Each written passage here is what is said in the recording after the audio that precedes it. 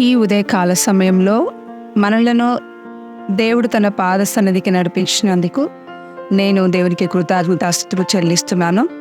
మనం దేవుని మహిమ కొరకు జీవించినట్లు దేవుడు మనకు ప్రతి దినమును అనుగ్రహిస్తున్నాడు గనుక ఈ నూతన దినం కొరకు మనం దేవునికి ఎంతగానో కృతజ్ఞతలు చెల్లించవలసిన వారమై ఉన్నాం. రండి, ఈరోజు వాక్య ధ్యానం కొరకు నిర్గమకాండము 23వ అధ్యాయము 13వ వచనమును చదువుకుందాం. నేను మీతో చెప్పిన వాటన్నిటినీ జాగ్రత్తగా గైకొనవలెను. వేరొక దేవుని పేరు ఉచ్చరింపకూడదు. అది నీ నోట నుండి రానియతగదు. ఈరోజు మనం ఒక ప్రత్యేకమైన అంశం గురించి ధ్యానించుకోబోచున్నాం. అదేమనగా వేరొక దేవుని పేరు ఉచ్చరింపకూడదు, అది నీ నోట నుండి రానియతగదు అనే అంశమును మనం ధ్యానించుకొనుచున్నాం. మనందరికీ ఈ వచనము పరిచయమైన వచనమే. అలాగే ఈ వచనం గురించి ఇతర అనేకుల మధ్యలో కూడా వాద వివాదాలు జరుగుచున్నాయి కూడా. మనము ఈ వచనం యొక్క సరి అయిన అర్థం చేసుకోవలసిన అవసరత మనకున్నది. దేవుడు ఈ ధర్మశాస్త్రమును ఇచ్చుట వెనుక సరైన ఉద్దేశం ఏమై ఉన్నదో అనే విషయాన్ని మనం మంచిగా అర్థం చేసుకోవాలి. ఎందుకంటే కొంతమంది ఈ వచనాన్ని సరిగ్గా అర్థం చేసుకునే కారణంగా ఎవరైనా క్రొత్త వ్యక్తి విశ్వాసంలోనికి వచ్చి బ్యాప్టిజం తీసుకున్నట్లయితే వారి పేరు మార్చి వారికి ఒక క్రొత్త పేరు పెడతారు. ఇది చాలా మందిలో ఒక అలవాటుగా మారిపోయింది. ఎందుకంటే వారు ఈ వచనమును ఏ విధముగానైతే అర్థం చేసుకోవాలనో ఆ విధంగా వారు అర్థం చేసుకొని కారణంగా ఈ విధంగా వారు చేస్తూ ఉంటున్నారు. ఇజ్రాయేలు ప్రజలు అబ్రహాము సంతానమని మనందరికీ తెలుసు. అయితే దేవుని వాక్యం కూడా అబ్రహాము విశ్వాసులకు తండ్రి అని సెలవిచ్చుచున్నది. మనము అబ్రహాము జీవితం గురించి మనం చూసినప్పుడు అతడు యెహోవా దేవుని యథార్థ హృదయంతో వెంబడించాడని, దేవుని ఆజ్ఞలను అనుసరించేవాడని, అంతేకాకుండా అతడు దేవునికి స్నేహితుడని కూడా చెప్పబడింది. ఇంకా అతడు తన తరాలతో పాటు డేరాలోనే నివసించాడని, మరి అతని తరాలకు యెహోవా దేవుని గురించి బోధించాడని, నేర్పించాడనే విషయాన్ని మనము చూడవచ్చు. అయితే కొంతకాలం తర్వాత అతని వారసులు అనగా అతని సంతానము ఐగుప్తు దేశంలోకి వెళ్ళినప్పుడు అక్కడ వారు ఉన్న ఇతర దేవతల వైపు ఆకర్షితులయ్యి ఆ దేవీ దేవతలను ఆరాధించడం మొదలుపెట్టారు. కానీ వారి మధ్యలో దేవుని ఎడల నమ్మకస్తులైన కొందరు యోసేపు మరి మోషే వంటి వారిని కూడా మనం చూడవచ్చు. మరోవైపు చూసినట్లయితే బంగారు దూడ ప్రతిమ ఎదుట నాట్యం చేయడానికి మరి పాడడానికి సిద్ధంగా ఉన్న ప్రజలను కూడా చాలా మందిని మనం చూడవచ్చు. ఈ ప్రజలు ఈ ఐగుప్తు దేశంలో ఇతర అన్య దేవతలను వారి ప్రతిమలను చూసినప్పుడు వాటికి ఆకర్షితులయ్యేవారు. ఎందుకంటే యెహోవా దేవునికైతే ఎలాంటి రూపం లేదు కదా. అయితే వాగ్దానము చేయబడిన ఆ దేశంలోనికి వారు వెళ్ళినప్పుడు వారు ఒకవేళ జాగ్రత్తగా ఉండనట్లయితే అక్కడి ఇతర అన్య దేవతలను చూసి ఆకర్షించబడతారని దేవునికి ముందే తెలుసు గనుక దేవుడు వారికి ఈ విధముగా వేరొక దేవుని పేరు ఉచ్చరింపకూడదు, అది నీ నోట రానియతగదు అని వారికి ఈ విధంగా ఆజ్ఞాపించడం జరిగింది. అలాగే దేవుని వాక్యమునకే మొదటి ప్రాధాన్యతనివ్వాలని ఖండితముగా దేవుడు వారికి ఆజ్ఞాపించి ఉన్నాడు. ఒక కొత్త వ్యక్తి అన్యులలో నుండి విశ్వాసంలోనికి వచ్చినప్పుడు వారికున్న పేర్లను బట్టి ఇతర అన్య దేవుళ్ళ పేర్లను నోటితో ఉచ్చరించడం ఇదే కావచ్చని చాలామంది భావిస్తూ ఉంటారు. కానీ ప్రియులారా, దేవుని వాక్యాన్ని మనం జాగ్రత్తగా అర్థం చేసుకోవాలి. ఎందుకంటే దేవుని వాక్యము వెలుగై ఉన్నది గనక మన జీవితాలను కూడా వెలిగించేది దేవుని వాక్యమే.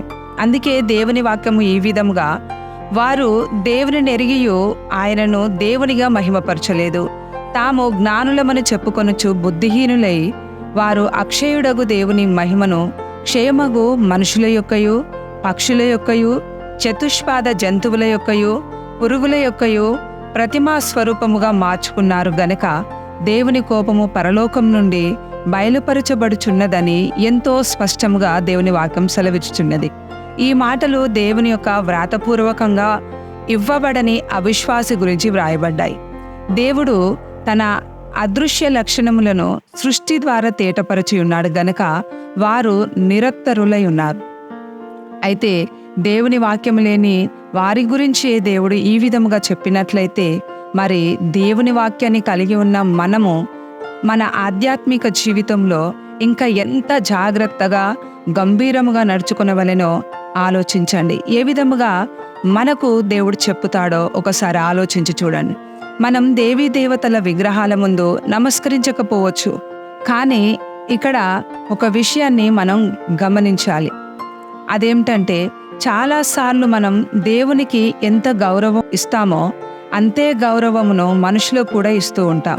అయితే ఈ క్రైస్తవ లోకంలో మనం చూసినట్లయితే నశించిపోయే మానవులు అనగా కొంతమంది బోధకులకు ఇచ్చే గౌరవము ప్రాధాన్యతను ఇచ్చుట విషయంలో చూసినప్పుడు యేసు ప్రభువు ఈరోజు అటువంటి స్థలమునకు వచ్చినట్లయితే ఆ వేదికపై యేసు ప్రభుకు స్థలమే దొరకదు. ఎందుకంటే ఈరోజు వేదికపై ఒక వ్యక్తి లేదా ఒక మానవుడు దేవుని కంటే ఎక్కువగా గొప్పవాడిగా ఆసీనుడై కూర్చున్నాడు.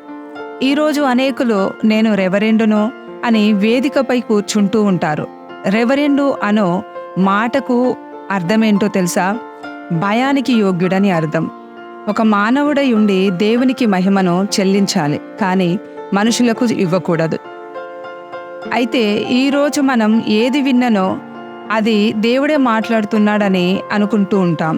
కానీ ప్రియమైన వారలారా, మనం ఏది విన్ననో అది దేవుని వాక్యానుసారంగా ఉన్నదా లేదా అని పరిశీలించి చూడవలసిన బాధ్యత మనకు ఉన్నది. అందుకే మనల్ని మనం ఒకసారి పరీక్షించుకొని చూసుకుందాం.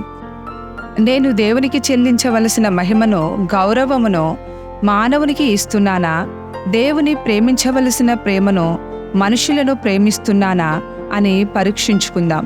ఒకవేళ ఈ విధంగా ఉన్నట్లయితే గుర్తుంచుకోండి, దేవుడు రోషము గలవాడై ఉన్నాడు గనక తన మహిమను ఏ మానవునికి ఇచ్చేవాడు కాడు.